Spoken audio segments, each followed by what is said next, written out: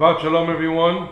This portion, Parashat Tazriah, which talks about women giving birth, and also the majority of the portion is talking about leprosy, raises a question in this week's Parashat. We find leprosy. Leprosy today does not exist in the Western society, it exists more in the third world countries, but is it really the typical leprosy that we find in medicine, or is it something else? We see that the sages bring forward the example of Miriam. Miriam is one of the prophetesses that's the sister of Moses, and when she speaks ill, when she speaks gossip and slander regarding Moshe, she finds herself outside of the camp for 7 days. And the sages say that lashon hara, evil tongue and evil speech and slander, that is usually devised to separate one individual from the rest of society by speaking ill about him.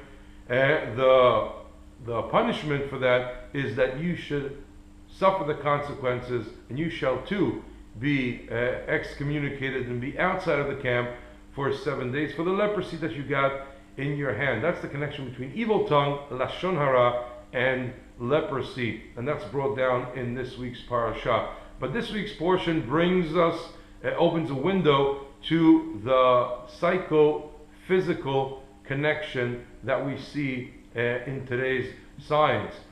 The connection between body and spirit and mind and body. That's a huge question today in science and in philosophy, whether there is a connection between the physical realm and the spiritual realm.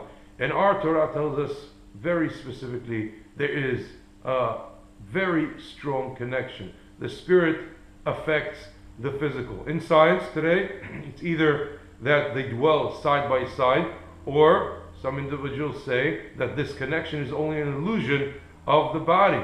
But our Torah tells us something else and opens a huge window to understand this connection. Yes, when a person speaks slander or does anything else that's spiritual, that is wrong, that disconnects him from life.